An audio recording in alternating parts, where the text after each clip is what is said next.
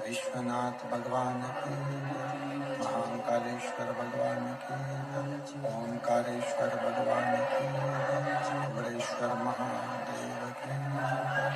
हर हर महादेव, हर हर महादेव, हर हर महादेव। काशी विश्वनाथ ओगरदानी त्रिकालदर्शी कैलाशी विनाशी भगवान शिव, जिनकी पुनीत पावन पवित्र श्री महापुराण की कथा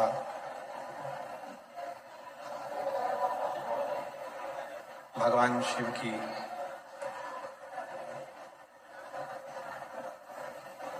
पवित्र पावन कृपा से माघ महीने में ये पवित्र पावन कथा को श्रवण करने का सौभाग्य प्राप्त हुआ है। बड़े भाग्यशाली हैं सभी शिव भक्त भगवान शंकर की, जो ये पवित्र पावन कथा गुजरात बड़ौदा के इस पवित्र पावन प्रांगण में बैठकर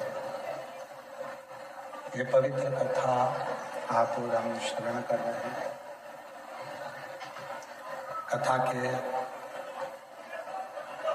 मंडप में विराजमान उज्जैनी अवंतिकापुरी से महंत श्री सत्यानंद जी महाराज जी, पंचायती अखाड़ा बड़ा उदासीन, एक बार जोरदार ताली बजाकर उनके लिए साधुवाद। मुख्य आयोजक अग्रवाल आकोटा गार्डन गुरु श्री महेश बंसल जी, मुख्य यजमान चंद्रपाल जी अग्रवाल बड़ौदा गुजरात से। एक बार यजमान परिवार के लिए जोरदार ताली बजाकर उनके लिए साधुवाद, जिन्होंने इस पवित्र पावन महापुराण की कथा श्रवण करने का सौभाग्य आप और हम सभी को प्रदान किया।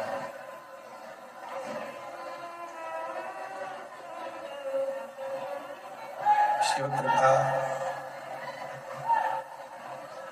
भगवान शंकर की जब उदारता होती है,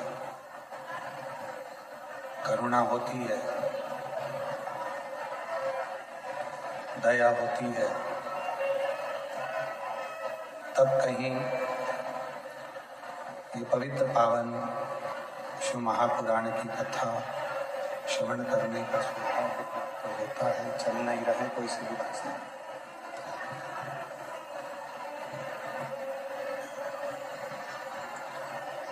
कल कथा में वर्णन किया था कि जो श्वासों में रमण कर रहे हैं वही शिव है।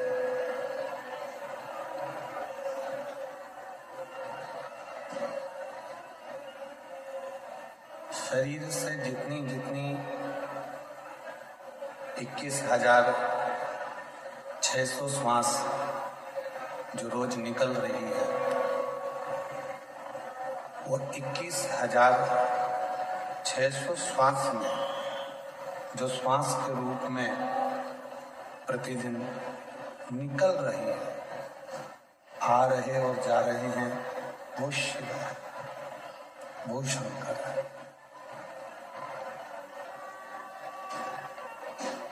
हम भगवान देवादिदेव महादेव को ढूंढने के लिए ना जाने कितने तीर्थ, कितने धाम जाते हैं और उनको ढूंढने का प्रयास करते हैं।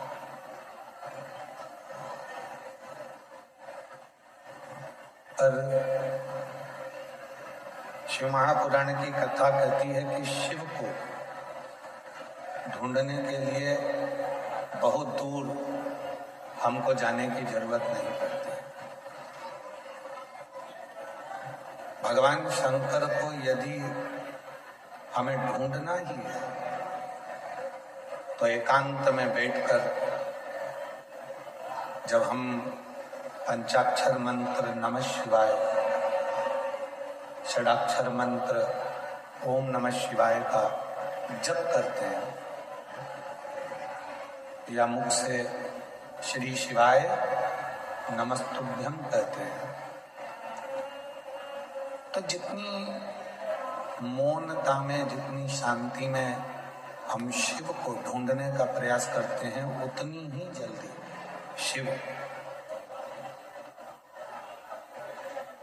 हमारी उन श्वासों में से हमको दर्शन जरूर देता है।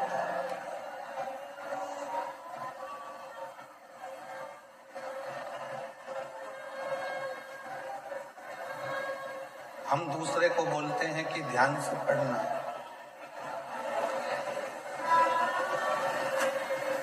हम दूसरे से बोलते हैं कि ध्यान से पढ़ाई करो, ध्यान से गाड़ी चलाना,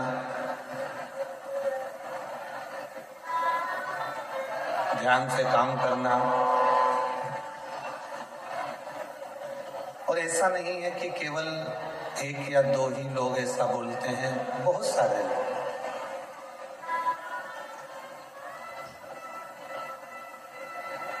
आप अपने बच्चों से भी कहते हो ध्यान से पढ़ो, ध्यान से पढ़ाई करो, ध्यान से गाड़ी चलाओ, ध्यान से काम करो।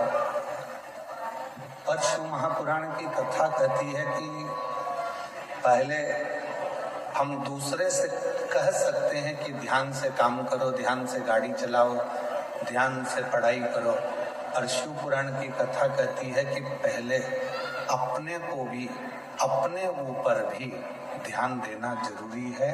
कहीं हम अपने पथ से तो नहीं भटक रहे,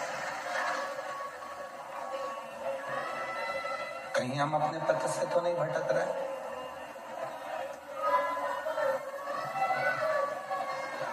जगत को सुधारने का कार्य करते हैं और मालूम पड़े कि हम अपने ही पथ से भटक जाएं तो वो श्रेष्ठ नहीं।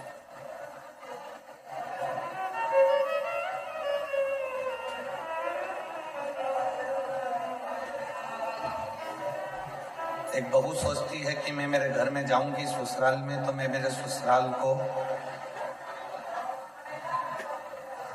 सुधार दूंगी। सास सोचती है कि मेरी बहू कैसी भी आएगी मैं उसको सुधार दूंगी। पर शिव महापुराण की कथा कहती है, भगवान शंकर की कथा कहती है कि तुम्हें दूसरे को सुधारने की जरूरत ही नहीं पड़े। पीछे की आवाज खोलिए, पीछे की।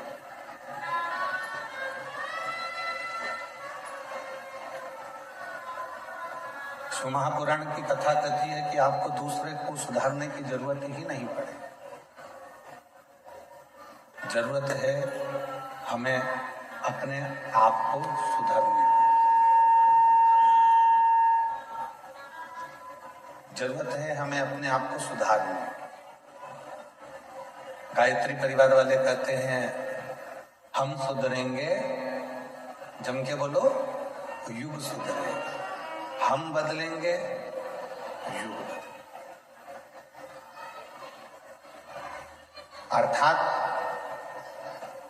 गायत्री परिवार में कहा जाता है कि हम सुधरेंगे, युग सुधरेगा, मतलब हमको सुधारना स्वयं को जरूरी है।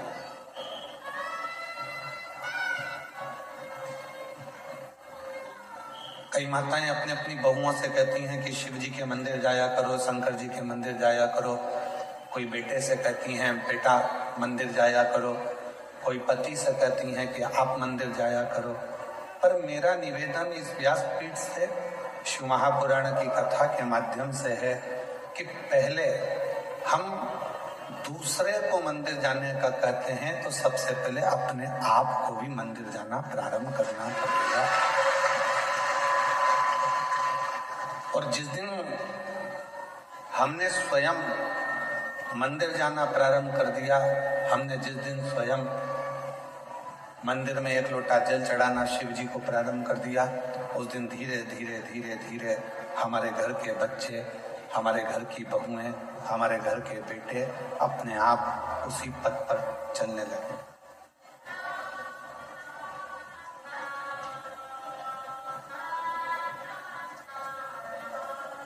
हम कहते तुम करो, बेटा तू मंदिर जा, बहू तू मंदिर जा, और हम स्वयं ना जा पाए तो वो श्रेष्ठ नहीं। हमें खुद को जाना पड़ेगा, हमको स्वयं को पहुंचना पड़ेगा। और तेरे मंदिर में आना मेरा काम है, मेरी बिगड़ी बनाना तेरा काम है। जब आप अपना पिता मानकर भगवान शिव को, काल अधिपति महाकाल को, मेरे ओघड़दानी विश्वनाथ को, मेरे कुबरेश्वर महादेव को, मेरे शंकर भगवान को अपना पिता मानकर उसके करीब में जाकर बैठोगे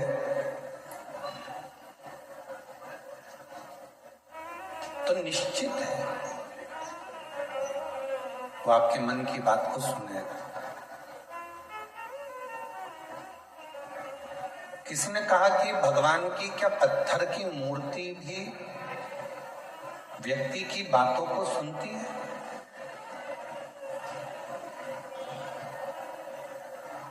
क्या पत्थर की मूर्ति हम जो कहेंगे वो सुनेगी? क्या वृक्ष हमारी बातों को सुनते हैं?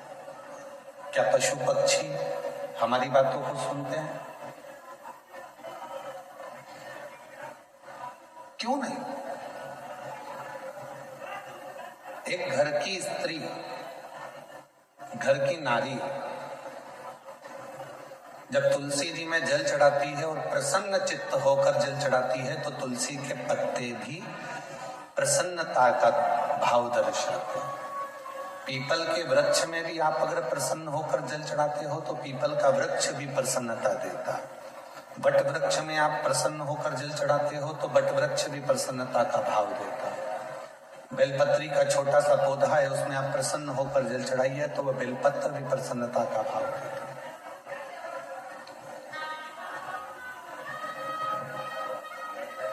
एक जीव, एक जंतु, पशु, पक्षी, वायुचर, जलचर, थलचर जितने भी हैं, चाहे वो मनुष्य हो, चाहे संसार के जितने भी जीव हों, वो सब यदि आप प्रसन्नता देते हो तो वो भी आपको प्रसन्नता जरूर प्रदान करते हैं। प्रसन्नता।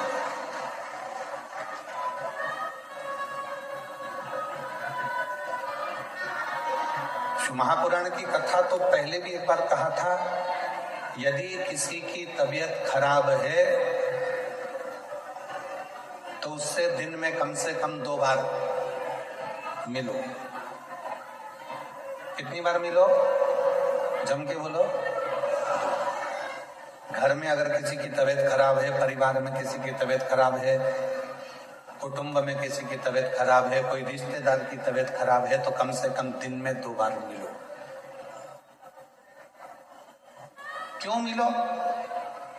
तुम्हारे जाकर खड़े होने से, मिलने से उसके परिवार में और उसको हिम्मत आ जाती है उस बीमारी से लड़ने की।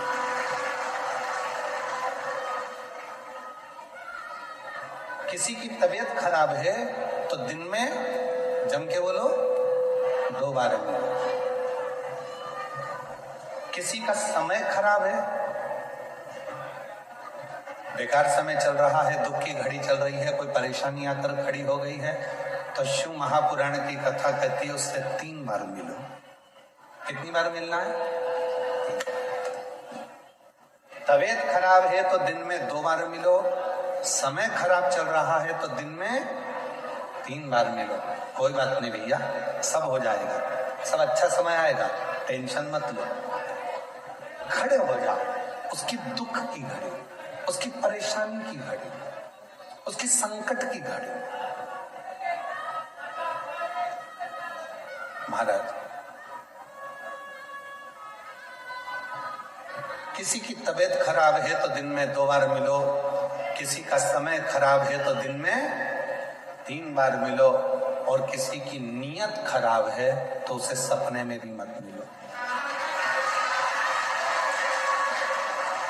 मान लो उसकी नीयत खराब है तो स्वप्न में भी उसको मत देखना, स्वप्न में भी उससे बात मत करो, मिलो ही मत। स्वास्थ्य खराब है, थोड़ा देर जाके मिलो। आप लोगों से निवेदन है, आपके घर में बुजुर्ग माँ बाप रहते हैं, बूढ़े बूढ़े व्यक्ति रहते हैं, बेटों को फुर्सत नहीं है काम धंधे से, बहुओं को फुर्सत नहीं है अपने रसोई घर से और कार्य से, पर थोड़ा सा समय निकालकर 2 बार कम से कम अपने बुजुर्ग माँ बाप से बात करा करो। माँ कैसी हो, पापा कैसे हो, भाई कैसे हो, बहन कैसी हो, 2 बार। समय खराब चल रहा है, दुख की घड़ी है, परेशानी की घड़ी है, कष्ट की घड़ी है, कोई समस्या बहुत ज्यादा पड़ी हुई है, कोई बहुत दुख की घड़ी में, समस्याओं की घड़ी में लोग घिरे पड़े हुए हैं, कोई समस्याओं की घड़ी में लोग घिरे हुए हैं। तो उस समय पर, उस घड़ी में, उस पल में, उस समय में, उस समस्या की घड़ी में कम से कम उसको 3 बार जाकर मिलना चाहिए।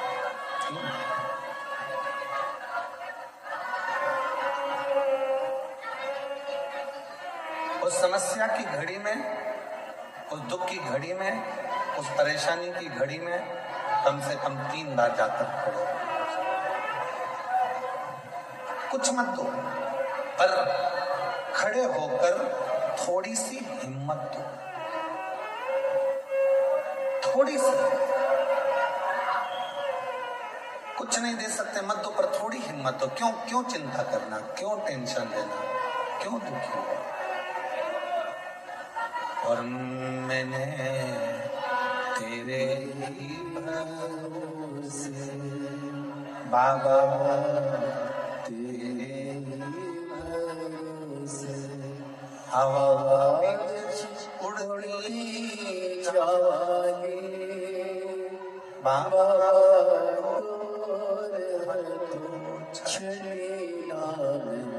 कड़ी जावागी भोले मैं तेरी पतंग, शंभू मैं तेरी पतंग, आवाज उड़ती जावागी बाबा,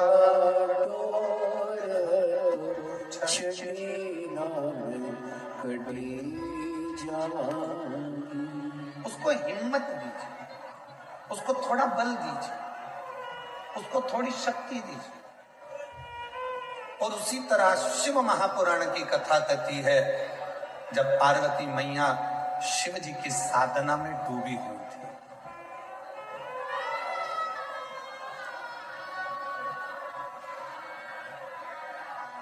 जब भगवान शंकर की साधना में पार्वती मैया डूबी हुई, तब करते करते करते करते बहुत वर्ष निकल गए, तो भी शिव प्रकट नहीं।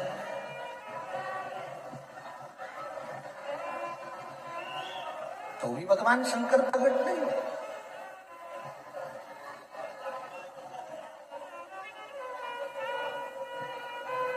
शिव प्रकट नहीं हुआ।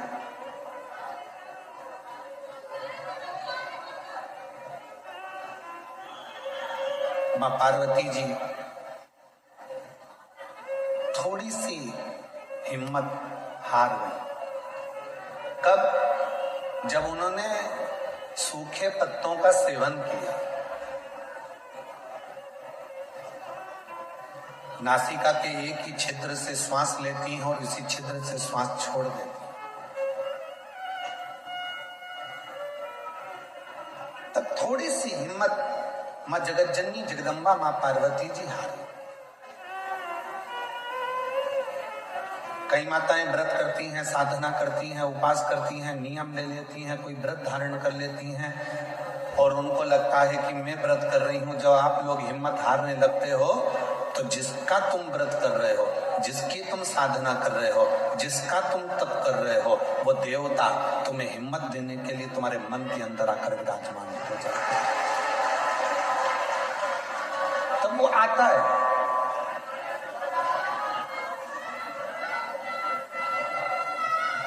पार्वती मैया जब हिम्मत हारी तो भगवान देवाधिदेव महादेव मां जगतजननी जगदम्बा पार्वती के सामने प्रकट।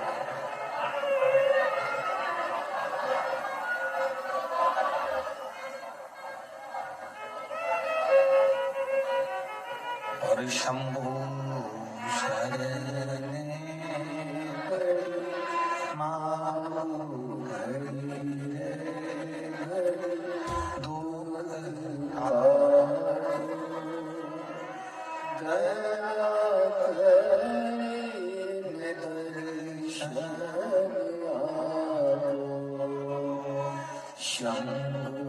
शिव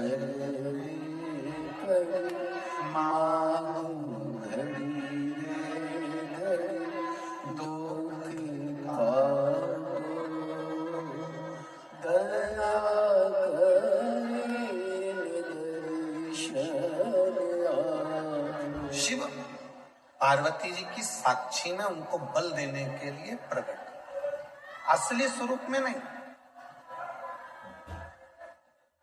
असली स्वरूप में शिव नहीं है। शिव स्वरूप बदलता है। कभी शंकर भगवान ऋषि का रूप लेकर आते हैं और पार्वती को बल देते हैं।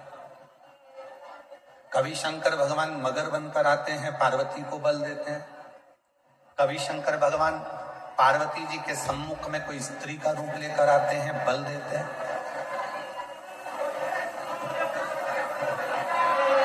आप में से कई माताएं कहती हैं, कई जीजी कहती हैं, कई जीजा कहते हैं, कई बेटियां कहती हैं, कई बेटा कहते हैं, कई बुजुर्ग माँ बाप कहते हैं कि हम जब हिम्मत हारते हैं तो भगवान हमको हिम्मत देने क्यों नहीं आता।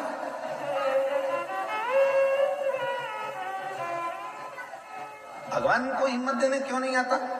शिव महापुराण की कथा कहती है, जब आप हिम्मत हारते हो, परिवार के भले ना आए और तुमने जो एक लोटा जल चढ़ाया है वो शंकर तुम्हारे सामने खड़े होकर रूप बदलकर, किसी रिश्तेदार का स्वरूप धरकर, किसी परिचित का स्वरूप धरकर, कोई अपनों का रूप रखकर, कोई परिचित का रूप रखकर, कोई रिश्तेदार का रूप रखकर मेरा देव अधिदेव महादेव आकर हिम्मत जरूर देता है और तुमको जिंदगी जीने का एक तरीका सिखाता है।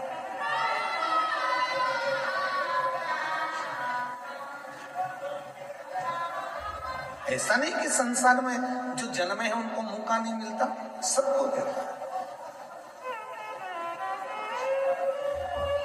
एक पशु है, मेरा देवाधिदेव महादेव उसको भी आगे बढ़ने का मौका देता है। एक पक्षी है, मेरा महादेव उसको भी आगे बढ़ने का मौका देता है। एक जीव जंतु है, मेरा महादेव उसको भी आगे बढ़ने का मौका देता है। और एक सांसारिक मनुष्य है, उसको भी आगे बढ़ने का मौका मेरा देवाधिदेव महादेव देता है। ऐसा नहीं है कि मेरे शिव जी मौका नहीं देते।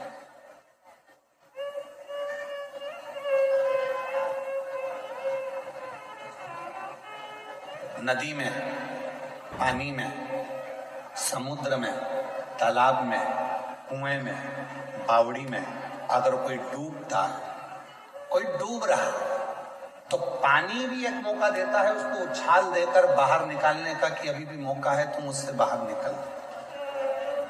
पानी भी मौका देता है।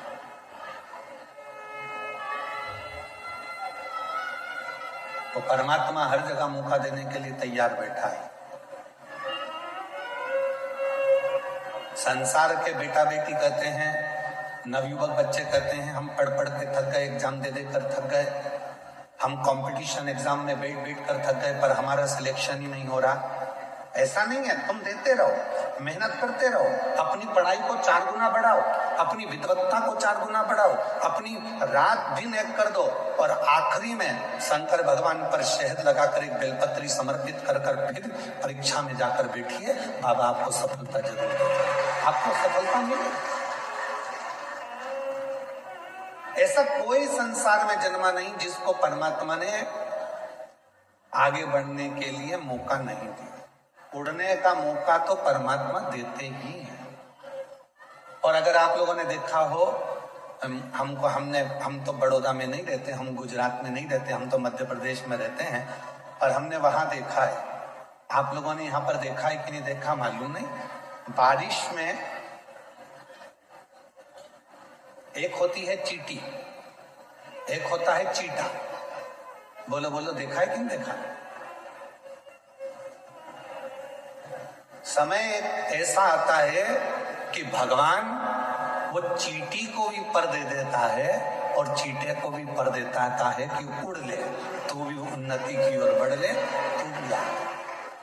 अब जरा विचार करिएगा कि वो परमात्मा जब चींटी को पर दे सकता है, वो परमात्मा जब चींटे को पर दे सकता है, पर उस चींटे और चींटी में भी कोई चींटे ऐसे रहते हैं पर मिलने के बाद भी वो उड़ते ही नहीं हैं, वो आगे बढ़ते ही नहीं है। संसार में ऐसे लोग भी हैं कि उनको मौका मिलता है तो भी उस मौके का वो फायदा ना उठाकर वहीं की वहीं पड़े रहते हैं और आगे बढ़ नहीं। उसने चींटी को भी पर दिया, उसने चींटे को भी पर दिया कि तू बढ़ ले, आगे बढ़ ले। ये 7 दिन की शिव महापुराण की कथा हो रही है। आज कथा का 6ठा दिन है। आज कथा की शिवरात्रि है। कल कथा सुबह 8 बजे से 11 बजे तक ये बड़ौदा नगर के इस ग्राउंड में हो जाएगी।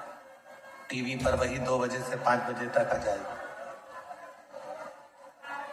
7 दिन दिए परमात्मा ने, मौका दिया परमात्मा ने कि मैंने तुझे पर दिए हैं, अभी भी अगर तू विपदाओं में घिरा है, दुख में घिरा है, तकलीफों में घिरा है, कष्ट में घिरा है, परेशानियों में घिरा है, तो तेरे बड़ौदा नगर में भोलानाथ डमरू लेकर आया है और तू डमरू के नाद को, डमरू के शब्द को सुन।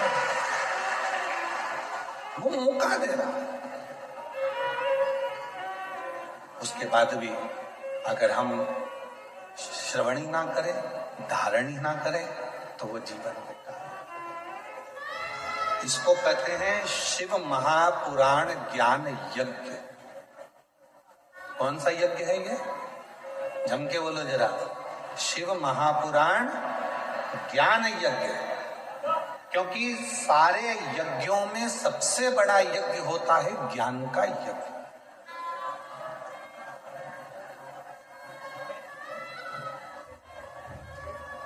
भजन संध्या कराई, रात को खूब नाचे कूदे, एंजॉय करा, पूरे होर्डिंग लगाए गए बड़े बड़े, भजन संध्या है, भजन संध्या है, भजन संध्या। चौकी बिठाई, आज चौकी है, आज भजन संध्या है, पूरी रात लोगों ने एंजॉय करा। ठीक है, भजनों में नाचे आप, ठीक है, पर ज्ञान क्या लिया? ज्ञान क्या प्राप्त किया? बड़े बड़े यज्ञ हुए, उसमें आहुतियां छूटी, बैठने वाले बैठे, खर्च करने वालों ने खर्च भी किया, बहुत बड़े बड़े बड़े यज्ञ हुए, पर उससे हमने ज्ञान क्या लिया?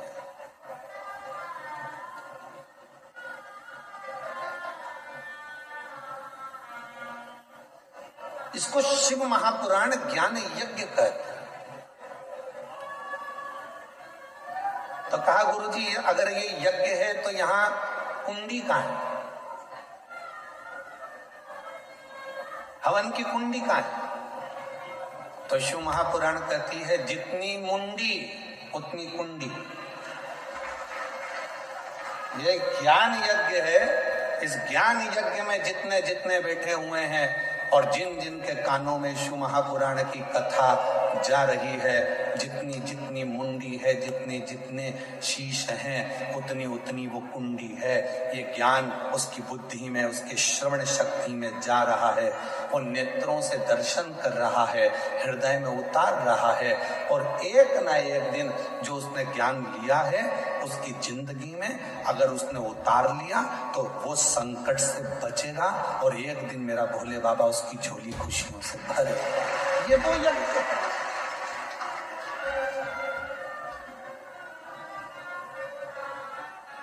यहां व्यक्ति स्वयं आत्मा से परमात्मा को मिलाने का प्रयास कर रहा है, मन को परमात्मा से लगा।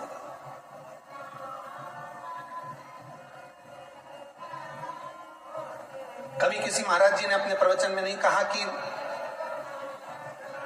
शरीर को परमात्मा से लगाओ। कभी किसी महाराज जी ने, बड़े बड़े संत साधु ने भी अपने अपने प्रवचन में नहीं कहा कि इस तन को परमात्मा से लगाओ। किसी संत साधु गुरुजन ने नहीं कहा, किसी वक्ता ने नहीं कहा कि तन को परमात्मा से लगाओ। जिसने भी कहा एक ही बात कही, मन को, चित्त को परमात्मा से, आत्मा को परमात्मा से। क्यों?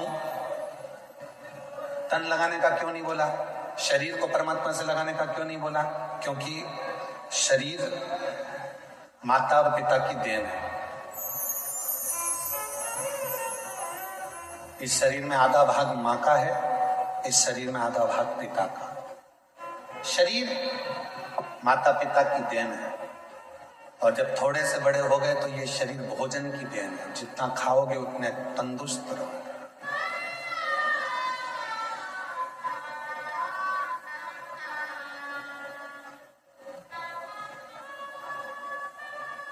घर, जमीन, जायदाद, पैसा, धेला, शरीर, ये सब दूसरों की देन है, दूसरों।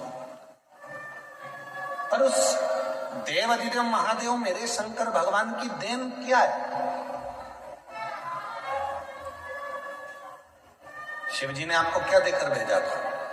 तो कहा शंकर भगवान ने हमको ये आत्मा, ये मन, ये चित्त देकर भेजा। इसीलिए बड़े बड़े वक्ता हो, चाहे छोटे छोटे कथा वक्ता हो, चाहे कोई संत हो, साधु हो, सन्यासी हो, तपस्वी हो, साधक हो, वो आपसे कहते हैं अपनी आत्मा को परमात्मा में लगाओ, मन को परमात्मा में लगाओ, तन को नहीं, शरीर को नहीं, मन लगाने की बात करते हैं। क्यों? क्योंकि जैसे बच्चा घूम जाता है, माँ के पास आता है तो माँ उससे गले लग जाती है, उसी तरह ये आत्मा, ये मन जब संसार में भटक जाता है और जब हम एकांत में बैठकर शिव को भजते हैं, तब वो परमात्मा इस आत्मा को संभाल लेता है और हमें उन्नति के मार्ग पर ले जाकर छोड़ देता है। हम मन नहीं लगा पा रहे। और हमने पहले भी कथा में कहा है कि शिव महापुराण की कथा में तुमको सूचना मिल जाए कि कुबरेश्वर धाम से बाबा कथा के लिए आए हैं, तुमको सूचना मिल जाए कि शंकर भगवान की यह पवित्र कथा, ये कुबरेश्वर धाम की ये पवित्र धरा से चलकर ये शिव महापुराण यहाँ पहुंची है, तो आपसे निवेदन है, भीड़ बढ़ाने के लिए शिव पुराण में बिल्कुल मत जाना। तुम्हारी भीड़ बढ़ाने से तकलीफ हमको भी होती, इतनी भीड़ में हम खुद ट्रैफिक में फंस जाते हैं। भीड़ बढ़ाने के लिए कथा में मत जाओ। कथा में अगर आए हो शिव महापुराण की तो भाव को बढ़ाओ। कितना भाव बढ़ा सकते हो, तुम्हारे भीतर कितनी परमात्मा की प्राप्ति कर सकते हो। मालूम पड़े तुम आ तो गए हो, मन लग नहीं रहा, बार बार उठकर जाना है, बाजू वाले को देखना है, उधर से आवाज आई तो उधर देखो, उधर से आवाज आई तो उधर देखो, है। और आधी टेंशन अपनी गाड़ी कहाँ रख कर आए हैं, तीसरा टेंशन बैग रखी थी कहाँ चले गया, चौथा टेंशन मेरी चप्पल पे कोई बैठ गया, पांचवा टेंशन वो मेरे को लेकर आए थे मेरे पति कहाँ चले गए, छठा टेंशन किससे झगड़ा करूं, किससे झगड़ा करूं। तो क्या मतलब का कथा में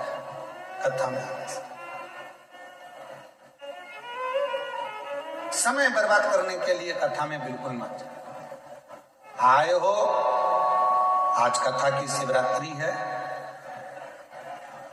ये 2 दिन, एक छठा दिन, एक कथा का 7वां दिन, ये दोनों दिन इतने प्रबल होते हैं कि जो पंडाल में बैठकर बाबा से कहा जाता है, सुना जाता है, वो सब शिव 3 महीने के अंदर देते जरूर है। इसीलिए लाखों की संख्या में शिव भक्त यहाँ आते हैं, इसलिए लाखों की संख्या में पहुंचते। और उसमें भी हम हमारी बुद्धि को, अपने चित्त को, इधर कोई पानी देने आया, कोई टॉफी देने आया, कोई सामान देने आया, भैया देना, भैया देना जरा, भैया देना जरा, मांगना था उस भोलेनाथ से और मांगने में रह गए दूसरे से। मालूम पड़ा करोड़ों का धन छोड़कर 2 रुपए लेकर साथ चले गए। तो क्या मतलब, छोड़ो।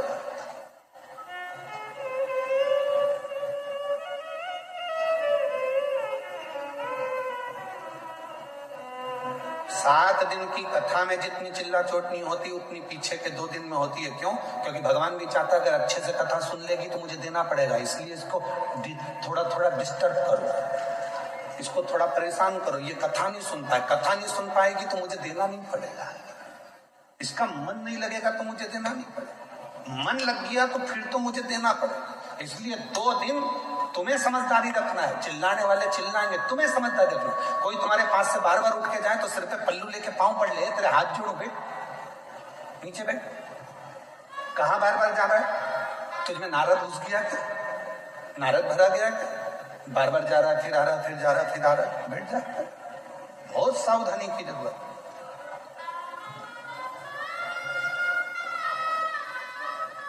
पता नहीं वो तो माघ के महीने में बड़ौदा वालों पर भगवान शंकर की क्या कृपा होना है, इसलिए यीशु महापुराण की कथा हो गई, वो पता नहीं, पर हो गई है, प्राप्त हो रही है, उसको ग्रहण कर लो। जितना ले सकते हो ले लो, जितना बटोर सकते हो बटोर लो। पूरी कथा के बीच में बाबा से अपने मन की बात का स्मरण करते रहो, बीच बीच में उसको याद करते हुए तुम्हारे चित्त को, आनंद को उस परमात्मा से जोड़ते रहो। लगना चाहिए कि तुम्हारी रोमावली, हाथ की पांव की रोमावली तुम्हारी खड़ी हो रही है और परमात्मा तुमको मिल वो पर।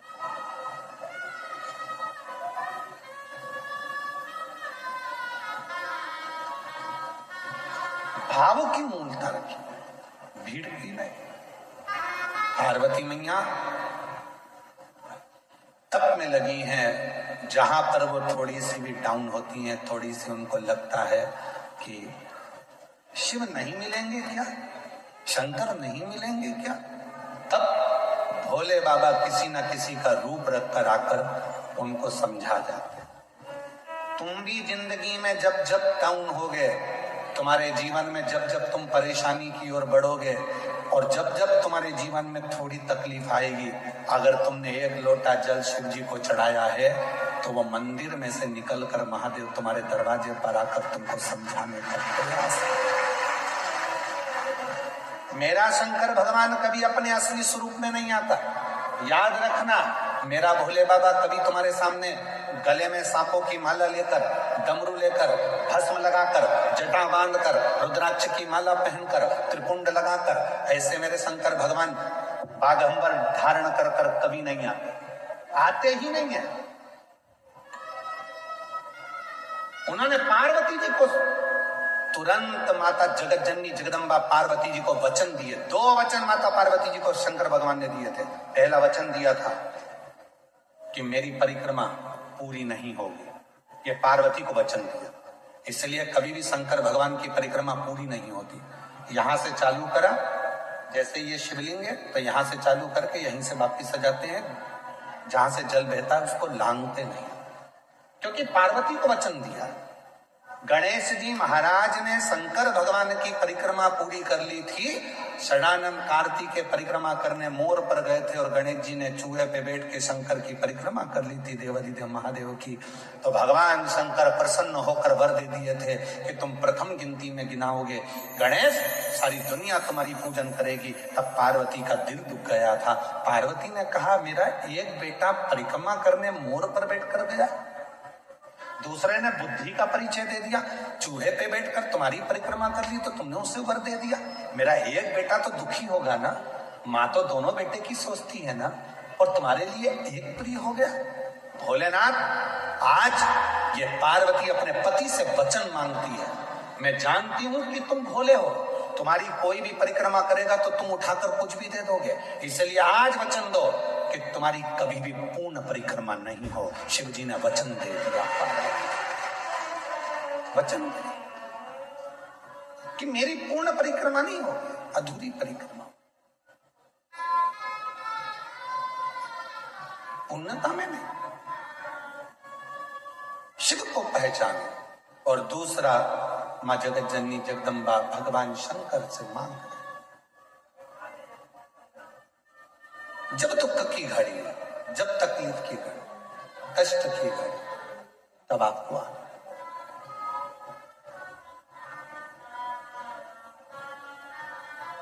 इस रूप में नहीं।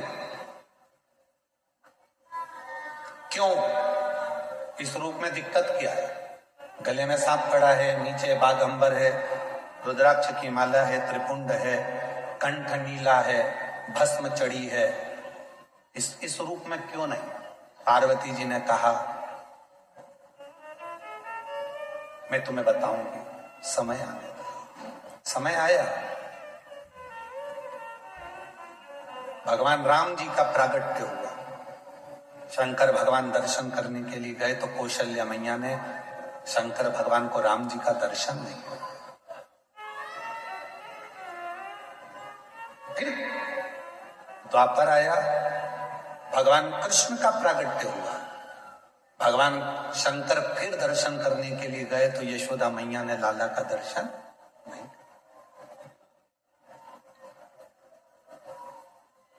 वो आप लोग एक लाइन गुनगुनाते, श्री कृष्ण के दर्शन करने चले सदा शिव गोकुल में, गली गली में शोर मचावे चले सदा शिव गोकुल में।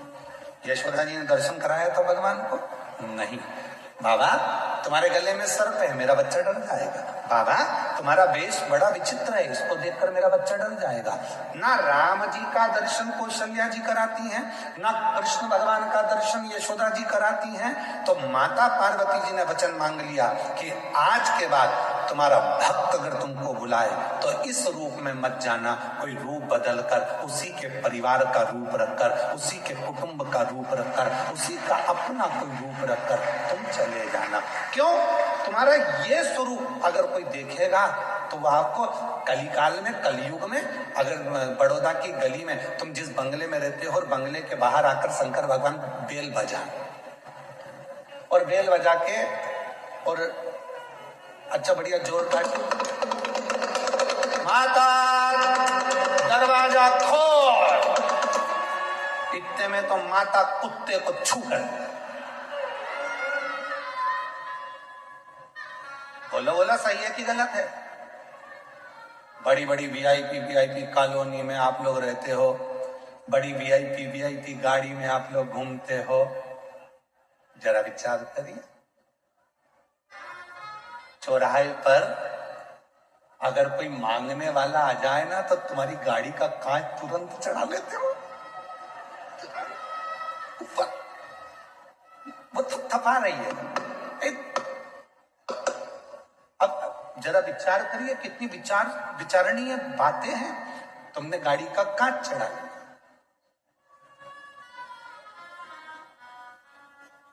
और तुमने क्या कहा, मैं जब यहां से निकलती हूं ना, ये रोज भिखारियों ने ऐसे ही मांगने आते हैं।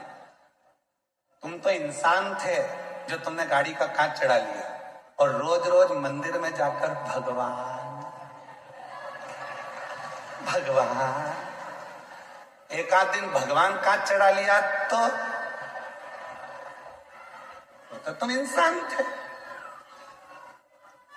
उसने चढ़ाया तो फिर अभी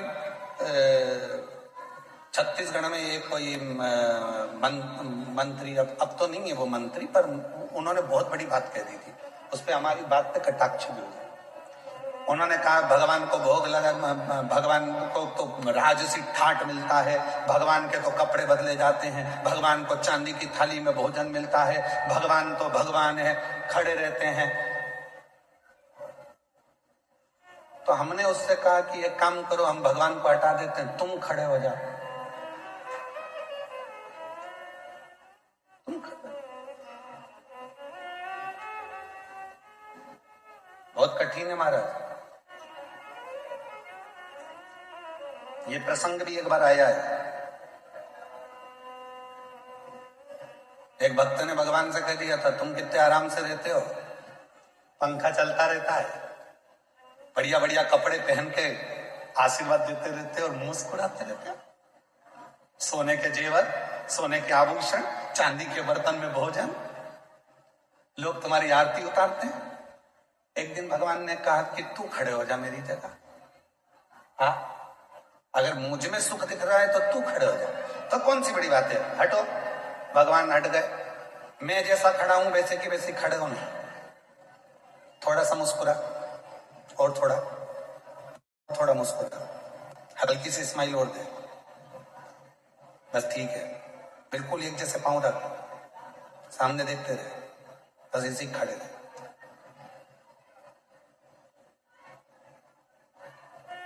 अब इतने में से नीचे से चींटा चढ़ गया। चींटा। भगवान खड़े थे पास में, हिल मत जाना, ऐसे ही खड़े थे। मुस्कुरा, अरे काय का मुस्कुराऊं, काट रहा है। भगवान बोले हम भी तो मुस्कुराते, मुस्कुरा। फिर एक आई, भगवान मेरी बहू को छोड़ा दे देना। ये पीछे से बोला इतनी बेकार है, इसको तो कुछ मत देना। भगवान बोले चुपचाप खड़े रहे।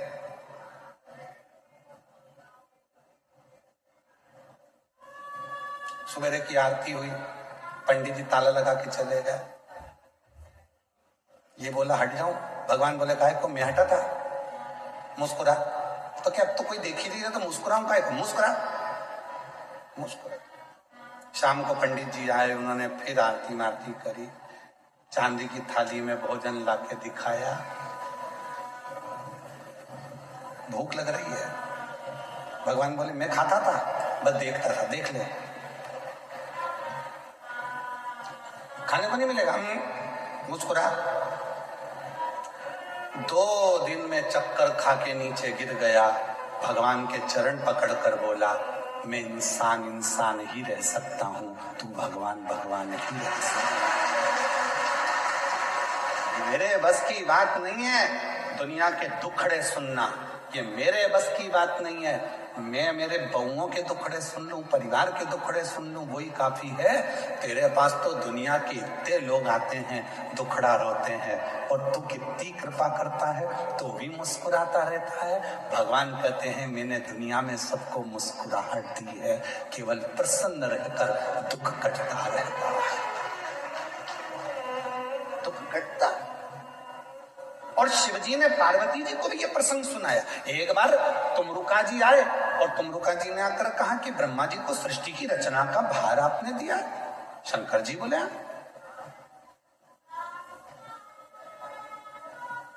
सृष्टि की रचना ब्रह्मा जी कर रहे हैं। हाँ, तो सृष्टि में ज्ञान कौन देगा? सब कुछ ब्रह्मा जी अगर रच देंगे तो। शंकर भगवान बोले सृष्टि में जिन जिन को मैंने जन्म दिया वो सब ज्ञान देंगे, वो सब ज्ञान देने वाले। ज्ञान तो हर एक जीव से मिल जाता है, बस लेने वाला चाहिए, केवल लेने वाला चाहिए। ज्ञान तो कभी भी प्राप्त होता है। एक पति पत्नी रात को सो रहे थे और रात को सोते सोते सोते सोते इतने में पत्नी रात को 1:30 बजे उठ गई, और 1:30 बजे उठकर उसने पति को हिलाकर बोला पति से, सुनो जी, सुनो तो, बोल, मुझे नींद नहीं आ रही। तो पति बोला मुझे आ रही है, सुन देना। नहीं, सुनो तो, बोल, मुझे इसलिए नींद नहीं आ रही, मान लो अपने कोई पप्पू हो गया तो कहां सोएगा। पति बोला कैसी मूर्खों जैसी बात करती है। पति थोड़ा सा नींद में था, इधर खसक गया, बोला इधर सो जाएगा, सो जा।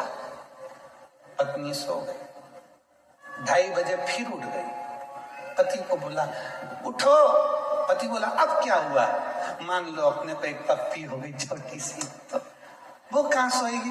पति और खसका, इधर सो जाएगी, मेरे को सो जान दे, सुबह ड्यूटी पे जाना है, तो सो जान दे। पति और खसक। 3:30 बजे फिर जग गई। उठो। पति ने पूछा अब क्या हुआ? अपने को एक और पप्पू हो गया तो वो कहां सोएगा? पति बेचारा और खसका। अब पलंग तो पलंग है, कोई शासन की रोड थोड़ी ना कि खसकतेगा। खसकते से पलंग से धड़ से नीचे गिर गया। नींद में तो था ही, कमर का कुस्का चले गया, कमर टेढ़ी हो गई। पति बोला अब तो सो जा। पत्नी सो गई, पर पति को नींद नहीं आई, उठ गया। एक बैग तैयार करा। पत्नी सवेरे से उठते से बोलती गुड मॉर्निंग। ये तो बताओ रात को इतनी अच्छी बात कर रहे थे, अभी सुबह सुबह कहां जाने की तैयारी कर रहे हो? पति ने कहा रात को मात्र पुत्र की कामना करी और कमर की हड्डी टूट गई। अगर वो पुत्र पैदा हो गया तो ना जाने कौन कौन सी हड्डी तोड़ेगा। इससे अच्छा है मैं तो जाऊं और गिरनार के पर्वत पर बैठकर भगवान शिव की आराधना करूं, दत्त की आराधना करूं। ज्ञान कभी भी पैदा हो सकता है, ज्ञान कहीं पर भी प्रकट हो सकता है, बस उसको लेने वाला चाहिए। और भगवान शिव कह रहे हैं तुमरुका जी से, प्रकृति में ऐसा कोई नहीं है जो हमको ज्ञान नहीं देता। चिड़िया हमको चहकना सिखाती है, मोर हमको नाचना सिखाता है, कोयल हमको गुनगुनाना सिखाती है, गाना सिखाती है, नदियां हमको सिखाती हैं कि हमेशा निरंतर चलते रहो, बढ़ते रहो, पीछे मुड़कर मत देखो। पर्वत सिखाते हैं कि तुम्हारी उन्नति तुम्हारे हाथ में है, मेरे जैसे विशाल बन जाओगे, बढ़ते रहो। समुद्र तालाब सिखाते हैं कि जितना मैं गहरा हूं उतनी जिंदगी में तुम गहराई को धारण करो। पृथ्वी सिखाती है कि धैर्य रखो। संसार में जितने जीव जंतु हैं, संसार में जितने भी जीव हैं, वो सब हमको सिखाते हैं। जो निर्जीव हैं वो भी सिखाते हैं, वो हमको सिखा रहे हैं, पर हम सीखने को तैयार नहीं है।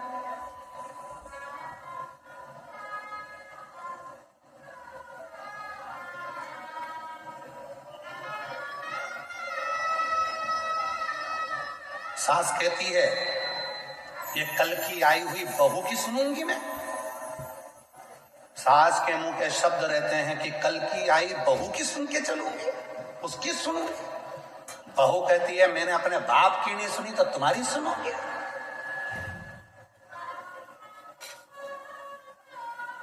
बेटा कहता है मैं तुम्हारी नहीं सुनूंगा ऑफिस में। बाप कहता है मैं बेटे की नहीं सुनूंगा, मैंने पाल को उसके बड़ा करा है, दुकान मेरी है, व्यापार मेरा है, मैं नहीं सुनूंगा। बेटा कहता है मैं बाप की नहीं सुनूंगा। दोस्त दोस्त से कहता है भाई मैं तेरी सुनने वाला नहीं हूं। समाज के लोग एक दूसरे से कहते हैं समाज में हमारा भी एक वजूद है, हम नहीं सुनेंगे तेरी। कोई किसी की सुनने को तैयार नहीं है तो क्या सियोर वाला महाराज सुनेगा? कोई किसी की नहीं सुन रहा,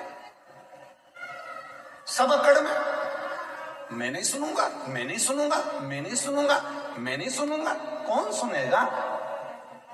किराया दे दिया करो, सियोर वाला महाराजा जाएगा, बड़ौदा में सुन के चले जाएगा, उसमें क्या दिक्कत? एक सुनने वाला भी रख लो जो तुम्हारी सुने। अकड़ को त्याग दो।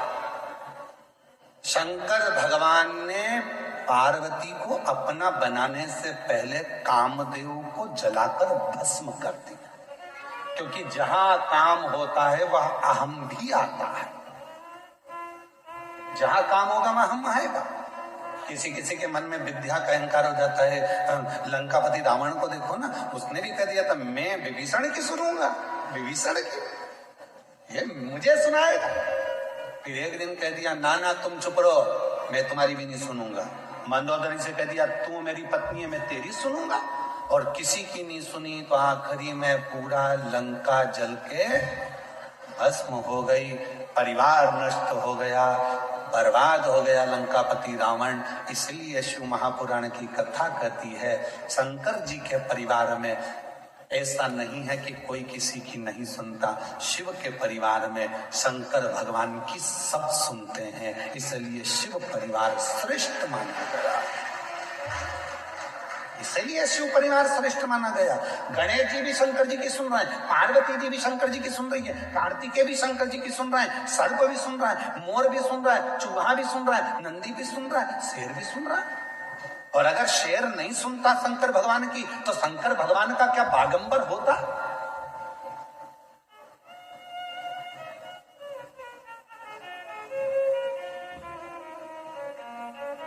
शिव जी क्या बागंबर पहनते? ये तन पर भगवान शंकर के जो बागंबर आया, जिस बागंबर पर शिव जी बैठते हैं, शेर की खाल पर बैठते हैं, शेर की खाल बागंबर भगवान तन पर धारण करते। किसने किसने किसने दिया उनको? एक दिन पार्वती जी बोल दी भगवान शंकर से चौसर खेलना है। शिव जी ने कहा खेल लो, आओ चौसर खेलो। अब पत्नी है, धर्म पत्नी है, बैठ के बातचीत चले, दोनों के विचारों का आदान प्रदान हो।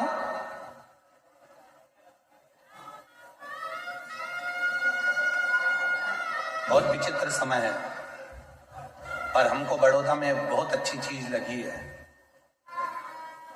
जो हमको देखने को मिला उसमें हमको बड़ी प्रसन्नता लगी। बड़ौदा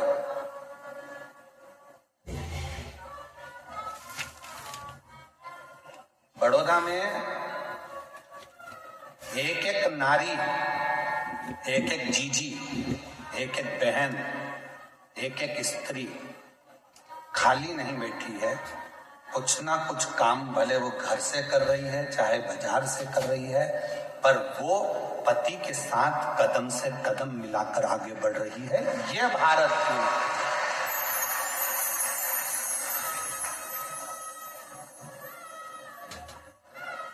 और पति कह दे कि मैं बड़ा, तुमसे बड़ी है वो। क्यों? रोटी बनाती है और रोटी कमाने जाती है। बनाती भी है और कमाने जाती है। बहुत अच्छा लगा। कई माताएं घर में ही फाफड़ा बना रही है, पैकेट पैक करके बेच रही हैं। कोई कुछ बना रहा है, कुछ बनाकर बेच रहा है। अभी एक भैया जी आए थे, उनकी धर्म पत्नी वो गाय के गोबर के श्रृंगार कुछ गाय आदि बनाती हैं, गणेश जी बनाती हैं, वो बेच। सबका अपना अपना कर्म, प्रसन्नता है। और कहीं कहीं की ऐसी भी है जो बेवकूफ बनाती है, ऐसा भी है। काम कुछ नहीं है और पूछो तो जैसे ही काम कुछ नहीं और मायके से फोन आ जाए, बेटा क्या कर रही थी? मम्मी इतना काम, इतना काम, इतना काम, इतना काम, पूछो मती। तो तूने करा क्या बेटा? आज बर्तन वाली नहीं आई क्या? मम्मी आई थी, मांझ के चली गई। तो भोजन बनाने वाली नहीं आई क्या? मम्मी आई थी, बना के चली गई। फिर पोछे वाली नहीं आई क्या? नहीं मम्मी आई थी, पोछा लगाकर चली गई। फिर काम क्या था बेटा? बच्चे स्कूल गए क्या? हाँ। उनका टिफिन किसने बनाया? मम्मी, वो हमारी सासू जी ने बना कर दे दिया था। फिर बेटा काम क्या था जो तू थक गई? मम्मी आज इंस्टाग्राम पर रील अच्छी नहीं आई, आज इंस्टाग्राम पर रील अच्छी देख देख के मैं मोबाइल को थक गई, पर एक भी नहीं आई, थक गई। बस इतना सा काम किया बेटा। तो भी माँ कह रही है इतना क्यों लोड लेती है? फेसबुक क्यों नहीं देख लेती है? माँ कह रही।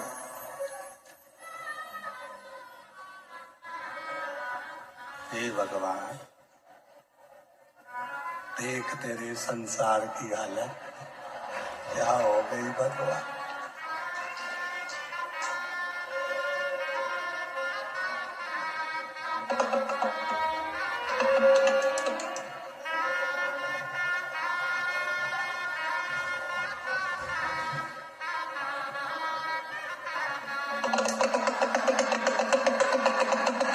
जाग जाओ, मौका है, जाग। अरे ये मौका बार बार नहीं आने वाला, अभी भी मौका है, जाग जाओ। थक गए। मैं बड़ौदा की मेरी जीजियों को बहुत बहुत प्रणाम कर कर कहता हूं, मेरी जीजियों, आज तुम्हारा भाई इस कथा के पंडाल से बहुत खुश होकर जा रहा है कि मेरी जीजियां रोटी बनाती भी हैं और रोटी कमाती भी। मेरी जीजियां रोटी बनाती भी और रोटी कमाती भी है, कदम से कदम मिलाकर साथ चलती। आज मेरी बड़ौदा की जीजियों को देखकर खुश हूं। आज लग रहा है कि मेरे जीजाओं का साला हूं। आज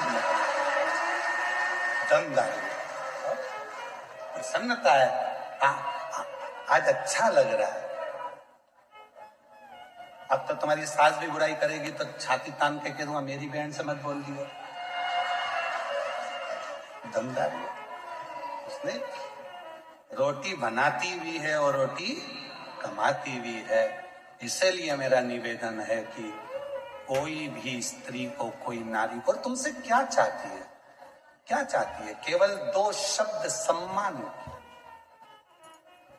जितना तुम अपने बेटे से कहती हो ना, बेटा बहुत भूखा होगा, प्यासा होगा, ऐसा बहू जब नौकरी कर कर आए ना, उससे भी कह दिया करो, बेटा आज तू थकी हुई दिख रही है, कोई टेंशन है क्या बेटा? उसको उसकी माँ की याद नहीं आएगी, सास ही माँ बन जाएगी तो उसकी जिंदगी खुश है। मुझे तकलीफ है क्या बेटा? मीठे 2 बोल, मीठे, और कुछ नहीं। और मेरा बहुओं से भी निवेदन है, तुम्हारी सास को भी तुमसे ना धन, ना दौलत, ना संपदा, केवल उसको शुरू से उसको सम्मान मिला है, इसलिए 2 शब्द सम्मान के दिया करो तो वो बुजुर्ग माँ बाप भी आपके अपने। सम्मान, आदर।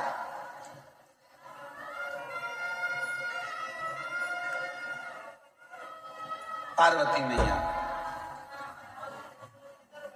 जीव जंतु पशु पक्षी ये सब हमको सीख, सब सीख।